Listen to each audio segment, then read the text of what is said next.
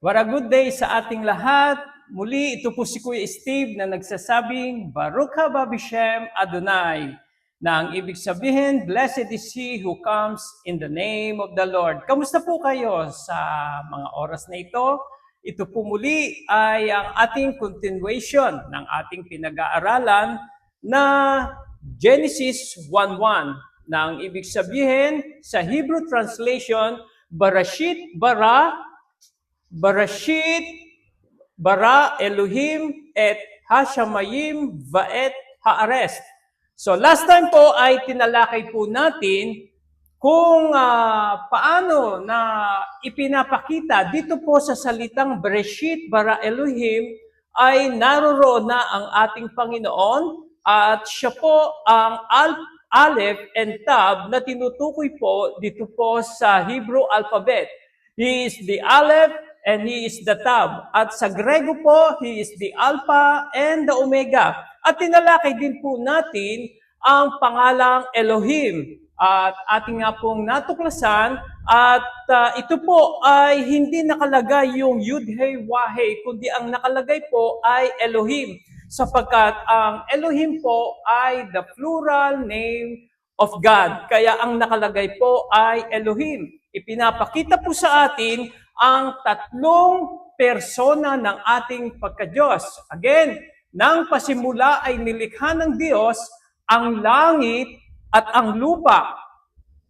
At ang sabi ng verse 2, and the earth was without form and darkness was upon the face of the deep. And the Spirit of God, God created the heavens and the earth, and the Spirit of God moved upon the face of the earth.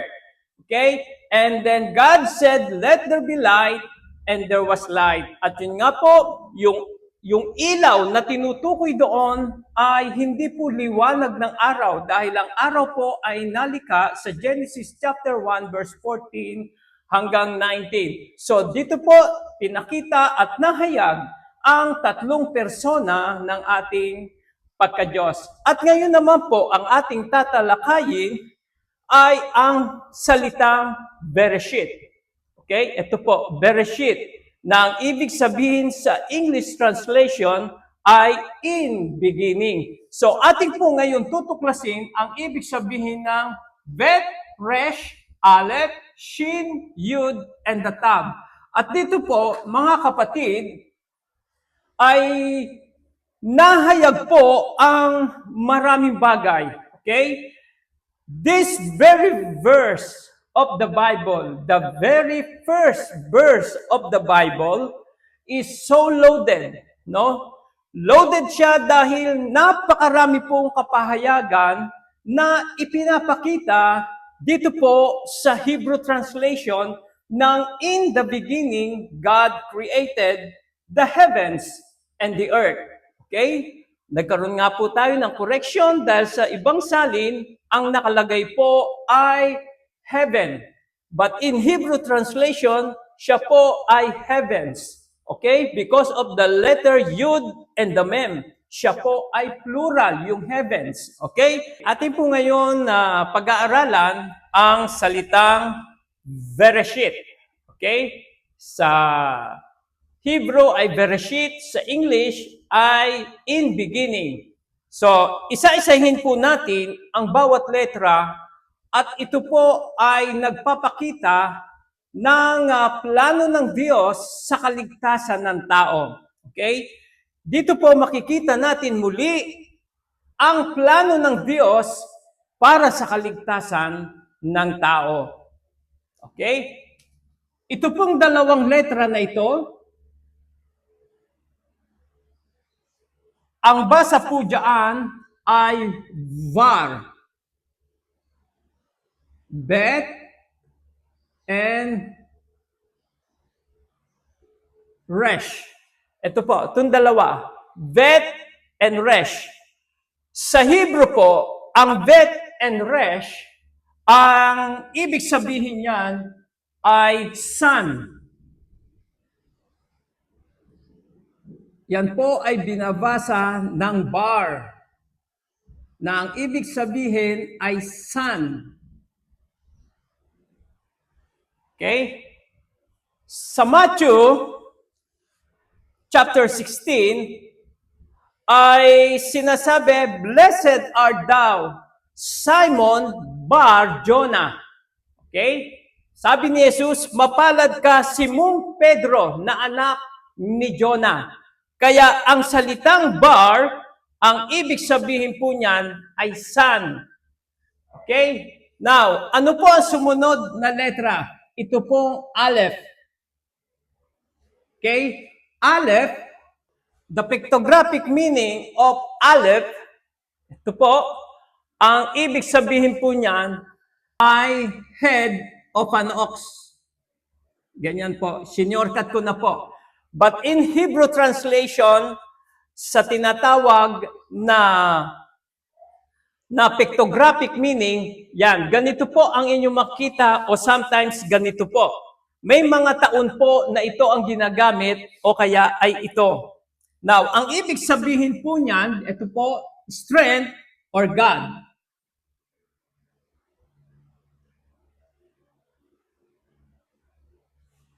Okay.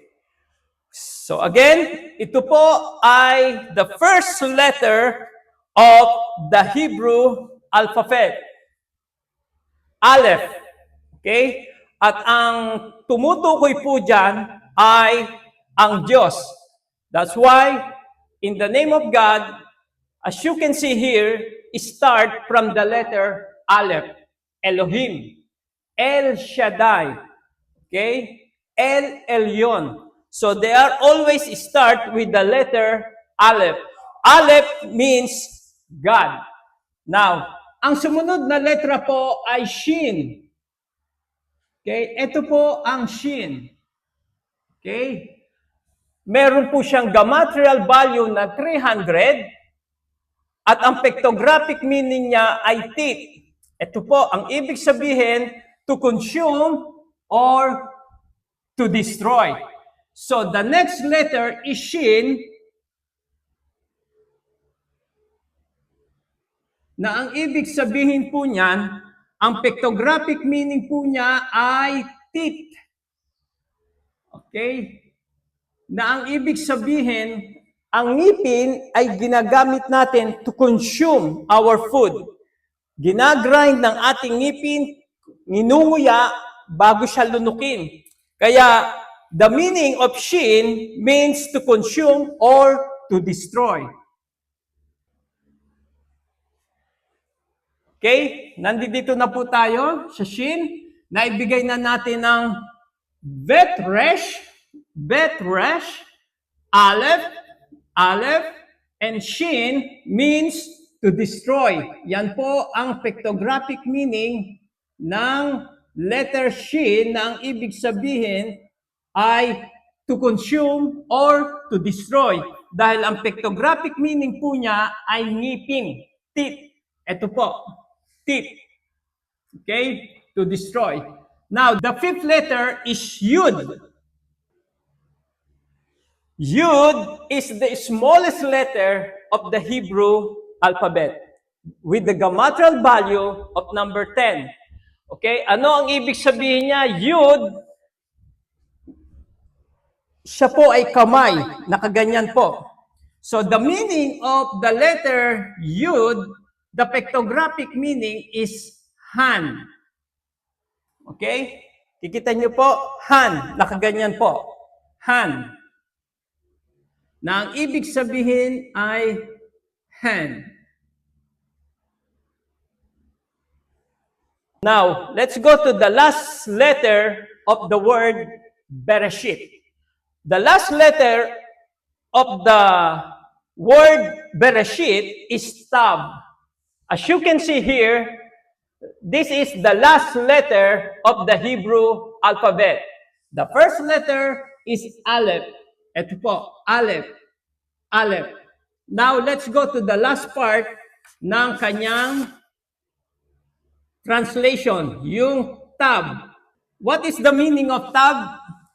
Covenant or cross. The pictographic meaning of the letter Tav is cross. Na ang ibig sabihin, is covenant or cross. Mga kapatid, inisa-isa po natin ang bawat letra ng salitang Bereshit. At dito makikita natin kung ano sa Hebrew translation at palalawakin natin ang bawat letra. Basahin po natin lahat ang bawat letra na nakasulat sa salitang Bereshit. Ito po ay Genesis chapter 1,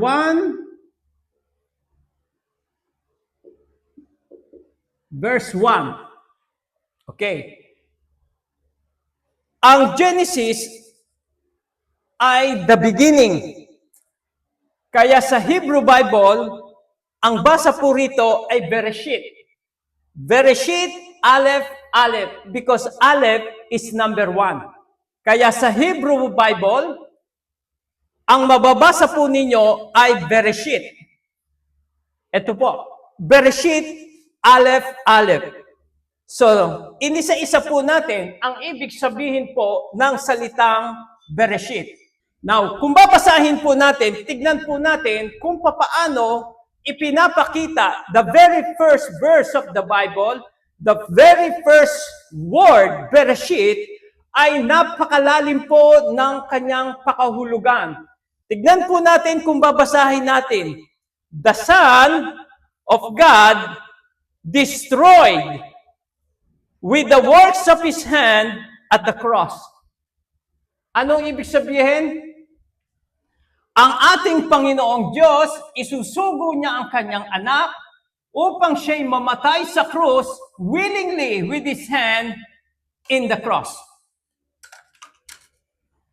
So ano po ang ibinibigay po sa atin ng salitang Bereshit? Ang Diyos po ay may plano ng kaligtasan. Okay? Ito po ay isang hiwaga ng karunungan ng Diyos na nakatago sa salitang Bereshit. Subalit, ang hiwagang ito sa salitang Bereshit ay nakatago. Ito ay nakatago sa panguunawa ng Diyos ng sanlibutan na ito. Okay? Ito po ay nakatago kay Satanas. Bakit? Basahin po natin ang 1 Corinthians chapter 2 verse 7. Subalit, ang ipinapahayag namin ay ang lihim na karunungan ng Diyos na hindi nahayag noong una. You see, noong una ay hindi nahayag. Okay? Ito ang sinabi sa talatang 7, subalit ang ipinapahayag namin ay ang lihim na karunungan ng Diyos na hindi nahayag noong una na itinalaga na siya para sa ating ikaluluwalhati bago palikain ang sanlibutan. So may plano na ang Diyos at ito ay nakatalaga na. At ito ay inilihim niya kanino? Kay Satanas. Basahin natin ang verse 8. Wala isa man sa tagapamahala sa daigdig na ito. Sa English translation, ito po ay prince of this world. Okay? Ang hari ng mundong ito. Okay? Nang si Jesus ay tinukso sa Matthew chapter 4, makikita natin doon na kiniklaim ni Satanas ang mundong ito. Nang si Jesus ay tinukso ng dyablo, ang sabi niya, siya ay dinala doon sa pinakamataas sa taluktok ng templo. At ang sabi ni Satanas, nakikita mo ba ang lahat ng mga yan? Ibibigay ko ito sa iyo, magpatira pa ka lamang sa akin. So, dito makikita natin na kiniklaim ni Satanas ang sanlibutan ito. Okay? Kaya dito sa ating binasa, ang sabi rito sa verse 8, wala isa man sa tagapamahala sa daigdig na ito ang nakakaunawa sa karunungang iyon. Yung karunungan na ang anak ng Diyos ay mamamatay you see the word Bereshit, okay? The Son of God destroyed with the works of His hand at the cross. Itong kaalaman na ito o yung karunungan na ito ay naitago kay Satanas. Okay? Bakit? Sapagkat kung nauunawaan nila iyon, hindi sana nila ipinako sa krus ang Panginoon ng kaluwalhatian. So makikita natin, ang salitang Bereshit, ito po ay para sa ating kaluwalhatian. Magmula nang ang tao ay nagkasala, tayo po ay iniligtas ng Diyos sa kamatayan. Okay? Sapagkat nang pumasok ang kasalanan, ang tao ay namamatay. Subalit, nang isinugo ng Diyos ang kanyang anak sa pamamagitan ng ikalawang Adan na tumutukoy sa ating Panginoong Hesukristo, ito po naman ay pinagkalooban niya tayo ng buhay na walang hanggan. Okay, ito po ay makikita natin sa 1 Peter chapter 1 verse 18 hanggang 20.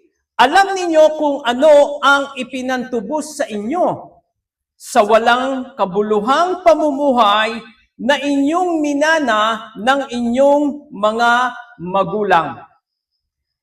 Tinubos kayo hindi sa pamamagitan ng mga bagay na nasisira tulad ng ginto o pilak. Verse 19, kundi sa pamamagitan ng mahalagang dugo ni Kristo, siya'y tulad ng korderong walang dungis. Okay?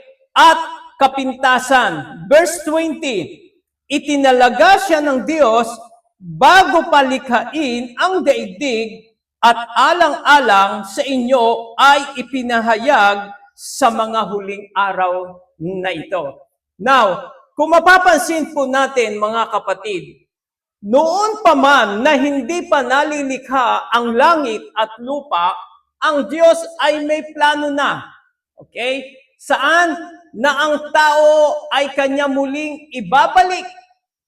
At ito ay sa pamamagitan ng kanyang anak na si Hesukristo. As you can see in the word, Bereshit bara Elohim et Hashamayim ve'et haares, before the foundation of the heavens and the earth, His Son is already there. Okay? Pinag-aralan na po natin to. Kaya lang sa English translation, bakante po ito. Walang nakalagay. But nung ating pinag-aralan, ito po ay tumutukoy sa Alpha at sa Omega, the Aleph and the Tav. Kaya noon pa man, mga kapatid, may plano na ang Diyos para sa ikaluluwalhati ng tao at ito naman ay inilihim niya kay Satanas. Bakit? Kung alam ni Satanas na ang kamatayan ni Kristo sa pamamagitan ng krus, doon siya mapapako at mamamatay, yun ang dudurog sa kanyang ulo. Sapagkat sinabi ng Diyos sa Genesis chapter 3 verse 15, from the seed of the woman, thou shalt bruise thy head. Mga kapatid, ito ang dahilan kung bakit si Kristo ay nagkatawang tao. Bakit? Kailangan ipanganak ang ating Panginoon. Okay? Sapagkat ito ang sinabi ng Diyos. Ang kanyang anak ay magkakatawang tao. Okay? Siya ay magiging katulad ng tao at magpapakababa ng lubusan hanggang siya ay ipako sa krus. Kaya nung pumunta rito si Jesus, siya ay tinatawag the Lamb of God. Subalit sa kanyang pagbabalik, siya ay tinatawag the Lion of Judah, sapagkat siya ay nasa lipi ni Judah. Kaya mga kapatid, ang lihim na ito na aking binabanggit ay para po hindi maunawaan ni Satanas na ang kamatayan ni Kristo sa krus, siya ang tatapos sa kasalanan ng tao.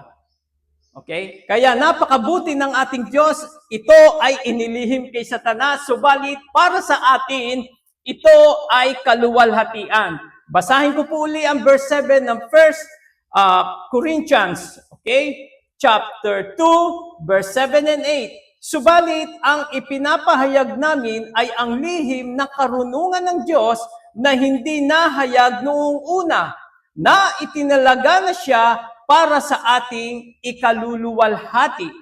Bago pa likain ang sanlibutan. Verse 8, wala isa man sa mga tagapamahala sa daigdig na ito ang nakakaunawa ng karunungang iyon, sapagkat kung naunawaan niya o nila iyon, walang iba kundi tinutukoy rito ay si Satanas, hindi sana nila ipinako sa krus ang Panginoon ng kaluwalhatian. Subalit, yun po ay naganap at si Satanas po ay naging talunan sapagkat yung kamatayan ay nabawi muli ng Panginoon at ito po ay pinalitan niya ng buhay na walang hanggan. So napakalinaw po ng Biblia na ang kalooban ng Diyos ay iligtas niya ang tao mula sa pagkakasala. At dito pa lang, the very first verse of the Bible, the word Bereshit means the Son of God destroyed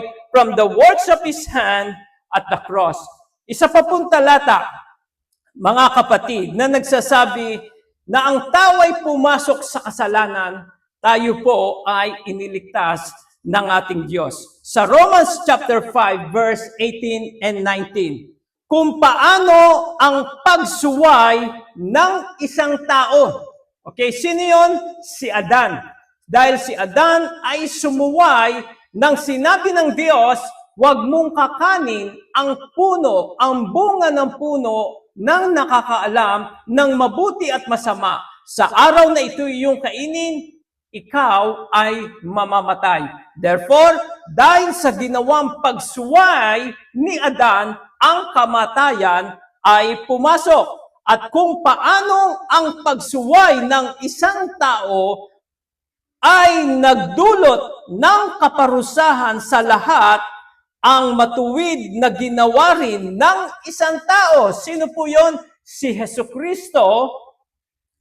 Okay, dahil sa ginawang matuwid ng isang tao, walang iba kundi si Jesucristo ay nagdulot ng pagwalang sala sa buhay sa lahat. Okay? Napawalang sala at buhay sa lahat. Sapagkat kung naging makasalanan ang marami dahil sa pagsuway ng isang tao, marami rin ang mapapawalang sala dahil sa pagsunod sa isang tao. Mga kapatid, si Jesucristo ay ipinako sa krus. Subalit, bakit hindi nakilala o hindi sumampalataya ang bayan ng Diyos sa ating Panginoong Jesucristo? Bakit hindi nila kinilala na ang ating Panginoong Jesucristo, siya ang Mesaya? Bakit si Jesus ay kanilang hindi sinampalatayanan na siya ang Mesaya? Una sa lahat, dahil po sa si Kristo ay ipinako sa krus. Okay? Ang sabi ng Deuteronomy chapter 21, verse 22 hanggang 23, yung binibitin sa krus, yung pinapako sa krus ay isang sumpa. Kaya paano nila sasambahin yung tao na pinako sa krus? Okay? Dahil ang sabi ng kautusan sa Deuteronomy chapter 21, ito'y isang sumpa. Subalit, yung sumpa na yon ay ginawa ng Diyos para bayaran ang kasalanan ng sanlibutan. Ito ay makikita natin sa Galatians chapter 3, verse 13. Tinubos tayo ni Kristo mula sa sumpa ng kautusan nang siya ay isumpa para sa atin sapagkat nasusulat, isinumpa ang bawat binibitay sa punong kahoy. Kaya, nang si Jesus ay ipinako sa krus, isa ito sa dahilan kung bakit hindi sila naniwala sa ating Panginoon sapagkat Ayon po sa kautusan sa Deuteronomy chapter 21, ang lahat ng pinapako sa krus o ang binibitin sa krus, ito po ay isang sumpa. Subalit, si Jesus ay ginawang sumpa ng Diyos para sa ating mga kasalanan at ang kasalanan na ito ay bayaran ng dugo ng ating Panginoong Jesucristo. Someday, pag-aaralan po natin kung paano ang dugo ay napakahalaga sa buhay ng tao at sa pamamagitan sa lumang tipan ng dugo ng hayop ay ginawang simbolo sa darating na kautusan, yung bagong tipan sa pamamagitan ng dugo ni Jesucristo. Kaya mga kapatid, sa susunod po nating pag-aaralan ay ang pinakahuling Hashamayim, Vaet, and Hares. Hanggang dito na lamang mga kapatid. Ito po muli si Kuya Steve na nagsasabing, Baruch haba Bishem Adonai. Blessed is he who comes in the name of the Lord. Antabayanan niyo po ang susunod po nating pag-aaral sa Genesis 1:1 with the translation of the Hebrew original Bible. Bereshit bara Elohim et Hashamayim ve'et Hares. God bless you.